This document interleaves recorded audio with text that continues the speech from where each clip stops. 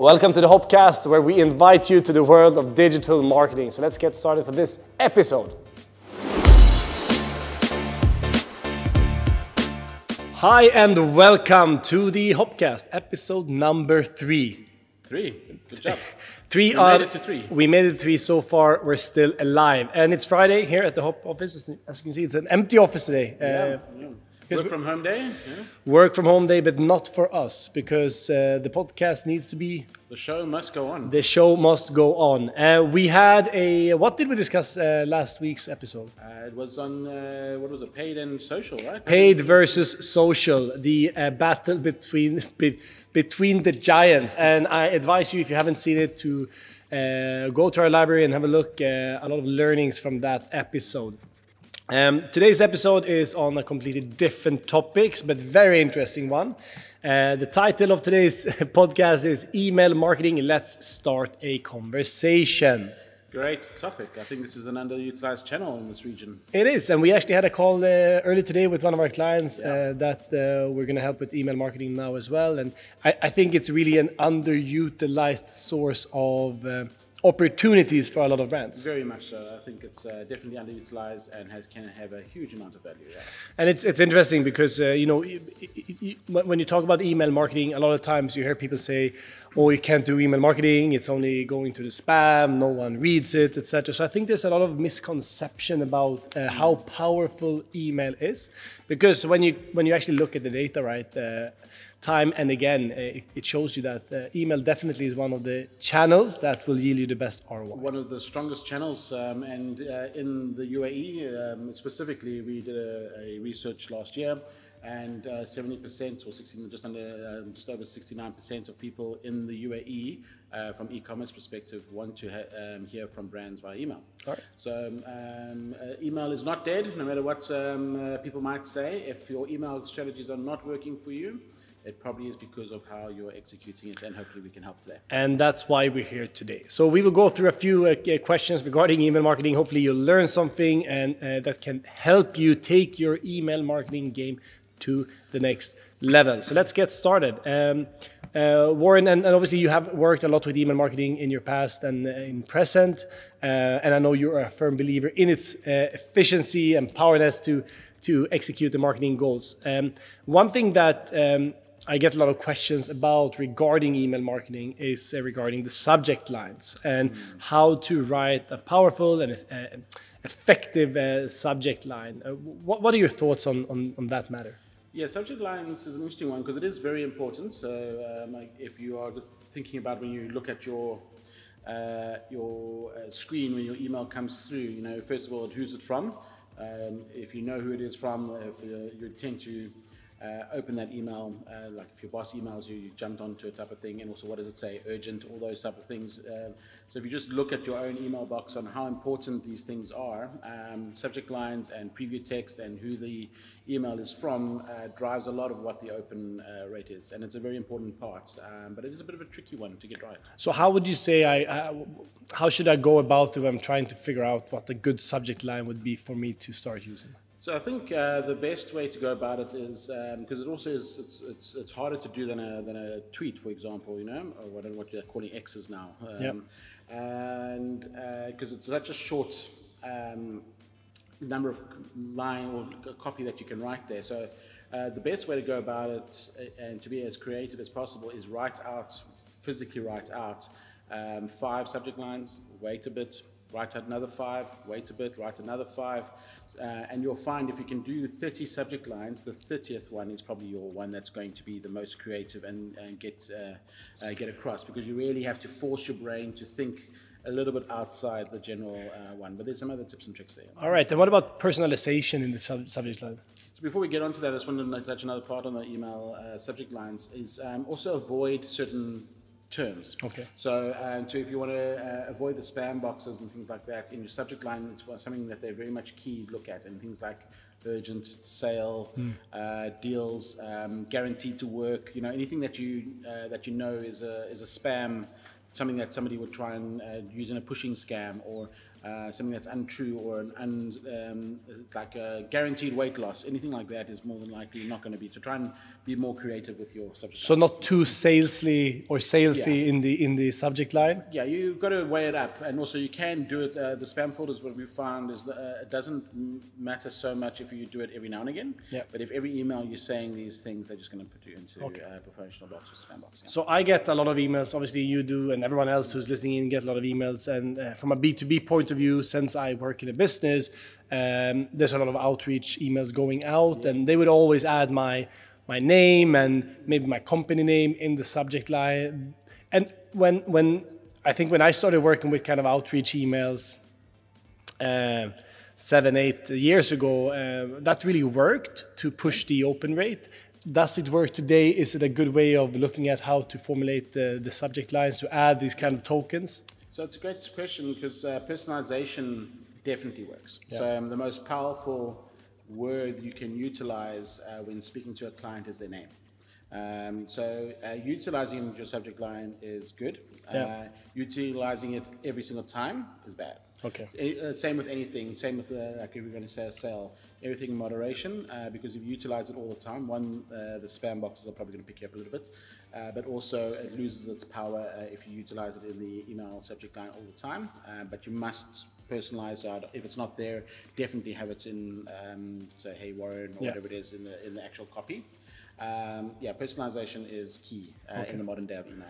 And you see a lot of them being play on the trying to be witty and funny in the subject lines and also in obviously in the content. I guess that's trying to be creative, as you were talking about before. But I guess overall you just need to stand out, right? Because we're getting so many emails, and we need to have something original that's interesting for me to open that email. Yeah, I think doing something there's a novelty effect. So if you can do something clever, witty. I know with witty and humor, there's been a study that showed just in sales that witty and humor create 16% uplift.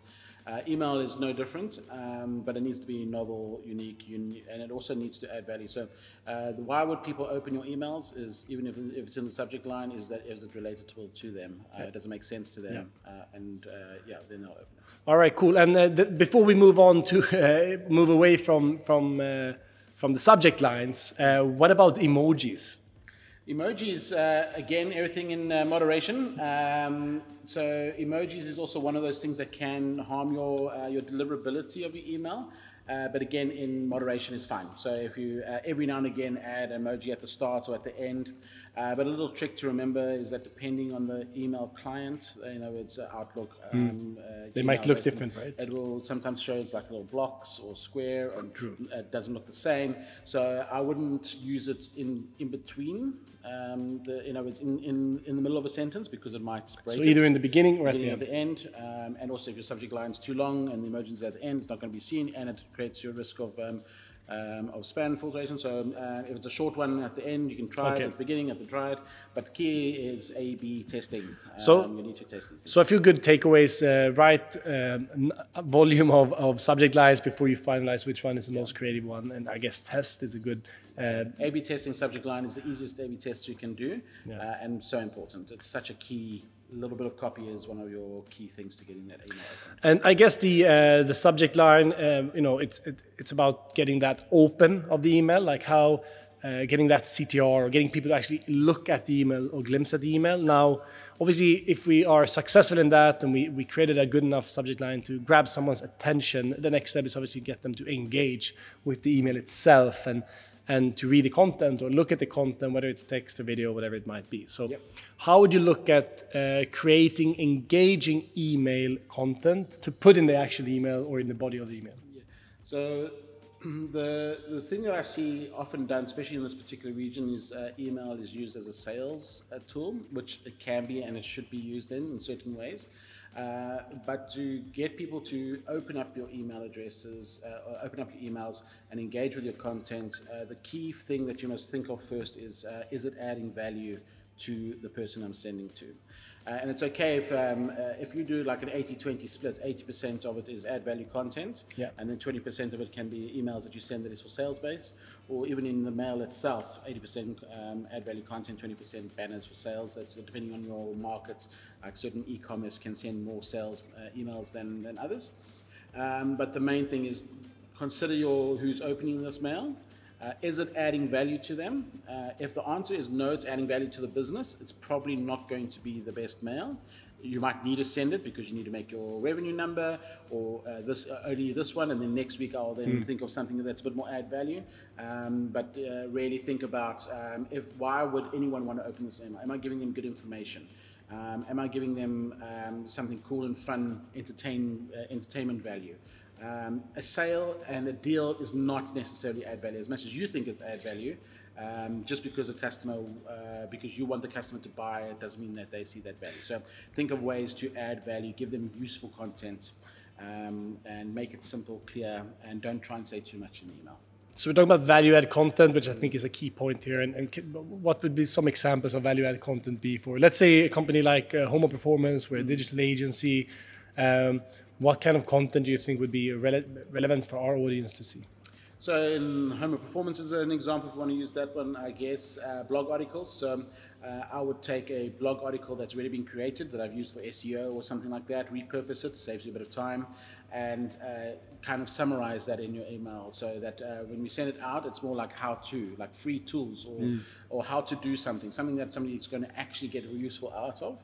And we summarize that a little bit in the beginning of the email, and then link off back to the website so then they can get off the email and back onto your site. And if your e-commerce is a key, get them to your site. So don't give them all the information. Don't rewrite your blog out there. Give them enough to make them interested. Make sure that it gives them enough value that, this is very interesting. Let me go and see more information and click. So trying to synergize with the existing content that you already have. Is the best approach, yeah. Is the best approach, and obviously to drive traffic to the website where you would host this blog article. I think that's a very good idea and suggestion. Yeah. Because at the end of the day, like depending on your business model, if I'm sending out an email to all of you who is looking at this, for instance, I want you to trust me at the end, right? Yes. I want you to trust my content, trust my advice. I want you to see me as an advisor or a thought leader, right? Yeah.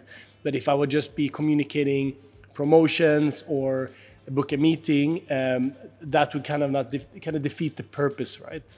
Yeah, so that's exactly where it comes to that add value, is that this is an outreach that you are sending. Customers have given you the data, the information, because they see that you could add value to them.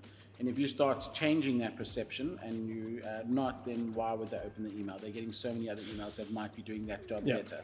I think it's a very good point. And I think in general, we should always try to, in every communication we have, regardless if it's email or meet up with people, that always focus on giving value. If we always focus on giving value in every interaction we have, sales, everything else, we kind of come as an effect of that. Exactly, yeah. I think too many people try and see what can they get out of it, but the more you give, the more you'll get when it comes to these stuff. Law of attraction. Very good. So basically 80% we focus on value add, 20% you can focus on promotion. It would depend on business, I guess. Depends on the business, yeah. I would guess in e-commerce, obviously it's more sales driven because people are actually engaging with the e-commerce to buy stuff. Yes, but you still add value. There's still blog articles that you can give, how to use these products effectively, those type of things. But yes, there might be a bit more of a salesy coming from that. Makes sense. Now, most of you who work with email marketing or has a CRM or have a database, you have contacts that you want to leverage in somehow through email marketing. Now, segmentation allows us to narrow down on this database, and I guess be more specific in our lines of communication and speak relevant terms and topics with our database. And where should we start in terms of segmentation, and why do you think segmentations of our database is important when we look at email marketing? So segmentation, I think, really comes back to that personalization angle of it. Is that if you can segment your database to be so that you can send the most relevant content to the most relevant segments, you've got a much higher chance of it being opened, engaged with, and then come through to a sale or whatever your objective is of that email.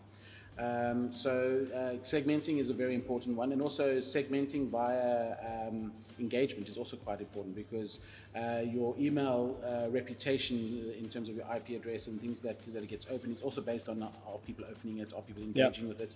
So sending once a week or once every day, to the people that don't want to engage with it every day will hurt that deliverability of the people that do want to engage with it. So over time you can segment on just on behavior, which is a good start. In other words, these are people that like to see my email. I'm going to send them once a week. These people don't engage with it, but I'll send it to them once a month because and then if they start engage with them, you can segment them back into the more the ones that want to. So setting up those preference is a good start. And then if you can connect it to some sort of behavior, so with a lot of these platforms and automations is that if you write an article in Hop about Facebook, you can say, okay, if a person clicks on this, I think they care about Facebook. So then segment them about that. So when you next do an article and it's just about Facebook, you can send it to them.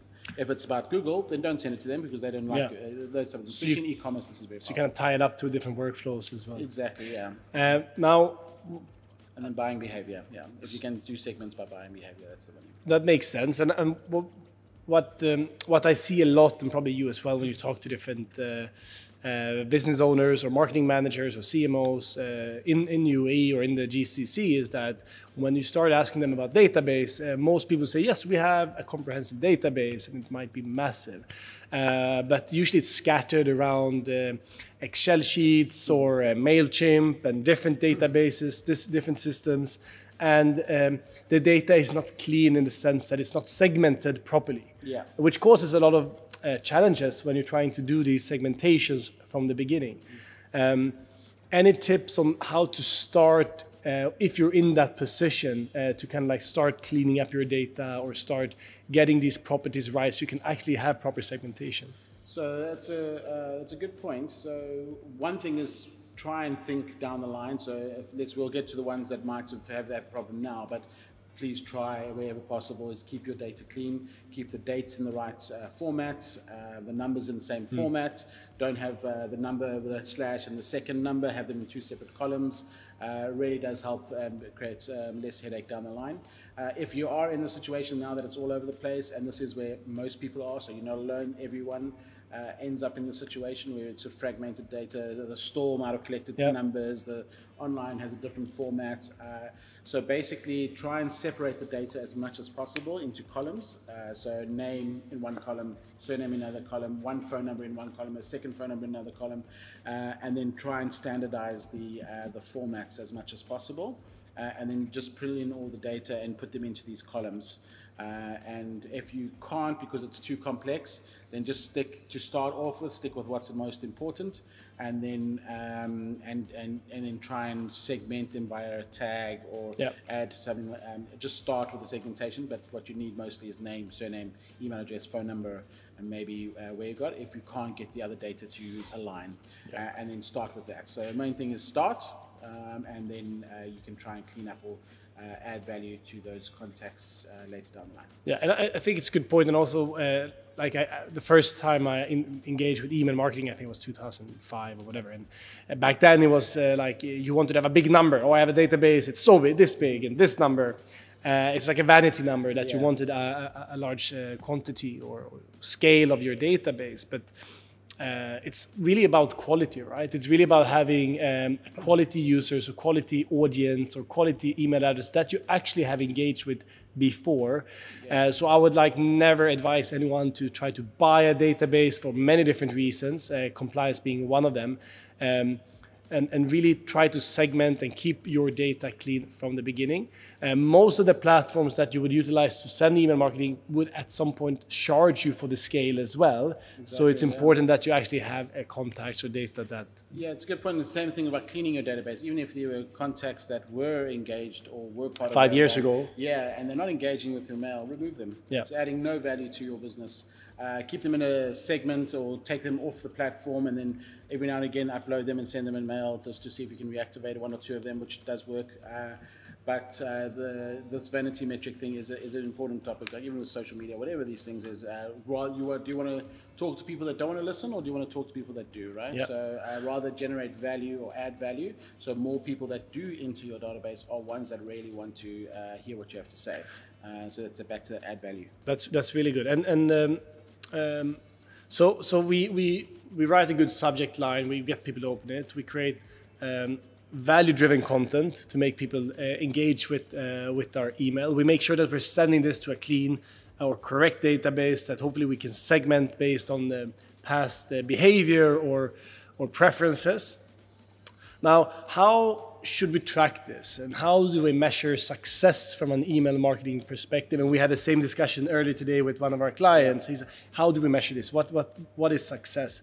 I guess it depends on the objectives, but where would you start looking at to see if are we doing the right actions? Is this going in the direction we want it to? So success is really based on what the business is. One success metric might not be the same as another. Like an e-commerce store is looking to drive sales, for example. So is your email database driving that sale? Another one is like a law firm is not really looking to drive sales with that email. It's more engagement. So depending what it is really. But your general metrics like open rates are very key. Soft and hard bounces. Click rates through, are people actually, they might be opening but not really clicking through, so that you can try and test that. Deliverability is very key. So you've got to define what your goal is, but also understand that in the tests that I've done, and that's been quite a significant number of them in e-commerce, that it's not a direct link. So it's not like people click on your email and immediately go buy. People might open your email, go onto the website directly because they know the URL and buy through that. And what we saw is about 30%. So in other words, the attribution of last click is only 30%. Well, for the 100% of sales that was actually generated from the email. So I see the email, that makes me take an action, but maybe not just click. Yeah, what I don't buy through the email, I don't. And then iOS, because a lot of emails have been opened on mobile phone, and iOS obviously depends if the consumer is actually allowed tracking or not. So also don't just judge it by what you can literally track, because this is going to get worse over time. But I think it's a few key metrics: open rate, bounce rate, deliverability, and we will put some animation here. You can see those. Yeah. But if you are listening on a podcast, look at it on YouTube. Look at it on YouTube. And I think it's important to measure these actions. That's why we do the A/B test as well, right? On subject lines. A/B test on email is key, like content, subject lines. But remember, an A/B test is only one element, so you can only test it's call to action buttons. Only test call to action buttons. So it's a long process. So almost every email you send, you should be doing A/B tests. I agree. Okay, so one question I get asked a lot is regarding spam or spam traps, and maybe they have ended up there or they want to avoid it. And do you have any suggestions or tips on what to consider when you're starting or building your email marketing strategy to avoid ending up in the trap? Yeah. So it's a hard thing to do, because you are essentially trying to push out mass emails to as many people as possible to take, so you are at risk of the spam. So it starts really from the beginning when you onboard a new platform that you're going to send, be it MailChimp or any of these platforms. A lot of them will tell you, because they don't want to make it a barrier to entry, you don't need to do an IP warm-up. You really do, no matter what it is. I've never seen it be as successful. Not doing an IP warm-up is always less successful than always doing. And what is an IP warm-up? So an IP warm-up is when you kind of take, so your email address or your domain is set to an IP on these email platforms. So what you want to do is warm up the IP, in other words, that it's not it's noticed as a spam sender. So you basically send a little bit of email over a period of time to tell people that you are going to send responsibly. And every time you send, it judges, okay, no, they're sending, people are engaging with email, they're sending it, they're not hundreds of thousands of people.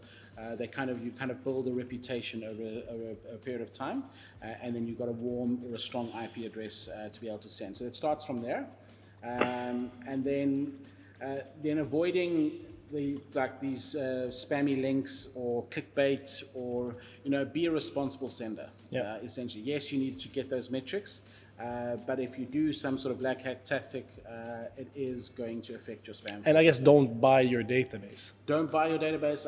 People can't really do that. Shouldn't be doing that anymore. If you are, you're just going to get banned. And in the future, this is just not going to work. In this region, obviously, it's possible. I mean, everyone gets the real estate calls and Yep. emails. Somehow they got our numbers and databases and stuff.